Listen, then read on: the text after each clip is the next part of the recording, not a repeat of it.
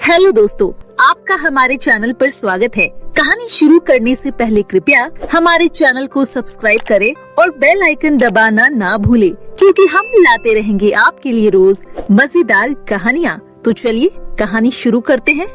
कृष्णानगर नाम के एक गांव में पायल अपनी सौतेली माँ सोनम के साथ रहती थी। पायल की खुद की माँ का देहांत काफी साल पहले हो गया था, जिसके बाद उसके पिता ने दूसरी शादी कर ली थी। पायल की सौतेली माँ हमेशा पायल को डरा कर रखती थी और उसे मारती पीटती भी थी। इसके बारे में पायल ने अपने पिता को सब बताया, पर उसके पिता उल्टा पायल को ही डांटते थे। ऐसे ही एक दिन एक औरत उसके घर आती है और पायल से कहती है, अरे पायल बेटा, तुम घर का काम कर रही हो, क्या हुआ? तुम्हारी माँ कहाँ है?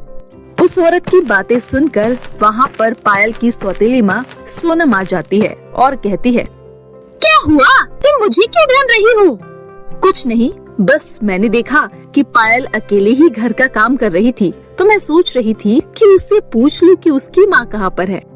हाँ, ये तो है, पर आखिरकार ये घर की नौकरानी है, तो काम ये नहीं तो कोई और करेगा क्या?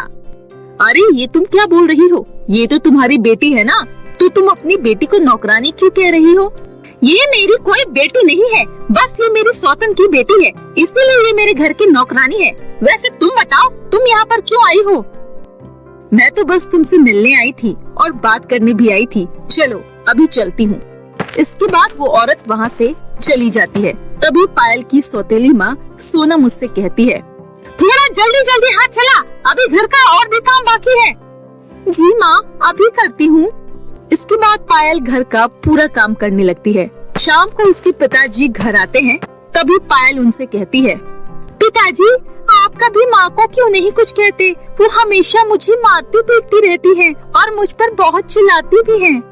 तो मैं क्या करूँ? इसमें तुम्हारी ही कोई गलती होगी, तुम ही ऐसा काम करती होगी, तभी वो तुमको डांटती होगी।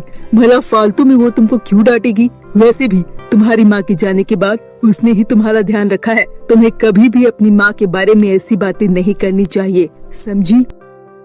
ये सुनकर पायल उदास हो जाती है, क्योंकि उसके पिताजी उसकी बातें नहीं सुनते हैं और वो हमेशा बस उसकी सौतेली माँ की ही साइड लेते हैं। इसके बाद पायल अपने कमरे में चली जाती है और वहाँ जाकर अपनी माँ को याद करके रोने लगती है। तभी उसे एक आवाज सुनाई देती है, क्या हुआ पायल बेटी, तुम इतना क्यों रो रही हो? मुझे बताओ। आवाज सुनकर पायल बहुत ही ज्यादा डर जाती है और इधर उधर देखने लगती है, पर उसे वहाँ पर कोई दिखाई नहीं देता। तभी पायल कहती है, कौन है आप? किसने मुझे आवाज लगाई? कौन है? मेरे सामने आओ। मैं तुम्हारी माँ हूँ, तुम क्यों रो रही हो? क्या कोई परेशानी है तुम्हें? तुमने मुझे याद किया, इसलिए मैं यहाँ पर आई हूँ। क्या आप सच में मेरी माँ हो? अगर आप मेरी माँ हो तो आपको तो पता होगा ना कि मेरी सौतेली माँ मुझ पर कितने अत्याचार करती है और पिताजी भी उनकी ही साइड लेते हैं। मेरी तो कोई सुनता ही नहीं है। हाँ बेटी, मुझे सब पता है, वो लोग तुम पर बहुत ही ज्यादा अत्याचार करते हैं, पर अब तुम चिंता मत करो, आज के बाद से ऐसा कुछ भी नहीं होगा।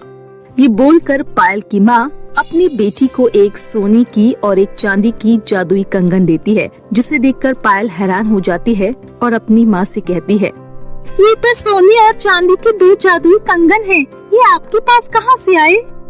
बेटी, अब मैं इंसान नहीं हूँ, बल्कि मैं एक आत्मा बन चुकी हूँ। मेरे पास बहुत सारी शक्तियाँ आ चुकी है, जिससे मैं किसी को भी कुछ भी दे सकती हूँ। अब ये जादुई कंगन तुम्हें तुम्हारी मंजिल तक पहुँचाएगा और अब तुम्हें कोई भी कुछ नहीं करेगा। ये सब सुनकर पायल बहुत खुश हो जाती है। तभी उसकी माँ की आवाज आना भी बंद हो जाती है। उसके बाद पायल अपने आप से कहती है, अब मुझे कोई भी कुछ नहीं कहेगा, क्योंकि अब मेरे पास सोने और चांदी के दो जादुई कंगन हैं। अब मैं कुछ भी कर सकती हूँ। पायल ये सोचकर काफी ज्यादा खुश हो रही थी कि तभी वहाँ पर उसकी सौतेली माँ सोनम जाती है और गुस्से से कहती है, अरे क्या हुआ? आज महारानी को काम नहीं करना? जाओ और जाकर खाना बना, आज काफी ज्यादा देर कर दी है तूने। इतना बोलकर पायल की सौतेली माँ सोनम की नजर उन दोनों सोने और चांदी के जादुई कंगन पर पड़ती है और वो बोलती है, अरे ये तेरे पास दो सोने और चांदी के कंगन कहाँ से आए? अभी तक तो तेरे पास कोई कंगन नहीं थे, बता मुझे, मुझसे क्या छुपा रही है? माँ, दरअसल अभी कुछ देर पहले मेरे पास मेरी माँ आई थी और उन्होंने ही मुझे ये जादुई कंगन दिए हैं। पायल की बातें सुनकर उसकी सौतेली माँ सोनम हैरान हो जाती है और वो तुरंत वहाँ पर अपने पति को बुलाती है। तभी वहाँ पर पायल के पिता भी आ जाते हैं और वो उन दोनों जादुई सोने और चांदी के कंगन को देखकर काफी हैरान हो जाते हैं और कहते हैं, अरे ये तुम्हारे पास सोने और चांदी के कंगन कहाँ से आए? पहले तो मैंने कभी तुम्हारे पास ऐसे कंगन नहीं देखे। तभी पायल अपने पिता को पूरी बात बताती है, जिसे सुनकर पायल के पिताजी को अपनी पहली पत्नी की सारी बातें याद आती है कि उसने मरने से पहले कहा था कि वो अपनी बेटी यानी पायल को सोने और चांदी के 2 कंगन देना चाहती है।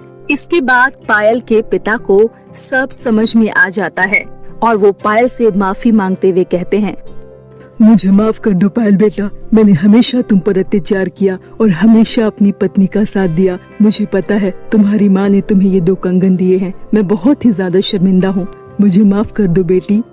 सोनम अपने पति को यूं माफी मांगता हुआ देखकर उसे भी अपनी गलती का एहसास होता है कि उसने भी शुरुआत से पायल के ऊपर इतना ज्यादा अत्याचार किया था और वो भी पायल से माफी मांगती है। मुझे माफ कर दो पायल बेटी, मैंने तुम पर बहुत अत्याचार किया है, पर आगे से मैं ऐसा कुछ नहीं करूँगी, मुझे माफ कर दो मेरी बेटी। ये सब सुनकर पायल को बहुत ज्यादा बुरा लगता है। वो फिर भी अपने माँ पिता को माफ कर देती है। उनसे कहती है, मुझे खुशी है मेरी माँ ने आप दोनों की आंखें खोल दी, आज मैं बहुत ज्यादा खुश हूँ। फिर उस दिन के बाद से पायल उन दोनों जादुई कंगन की मदद से अपने माँ पिता के साथ हंसी खुशी रहने लगती है।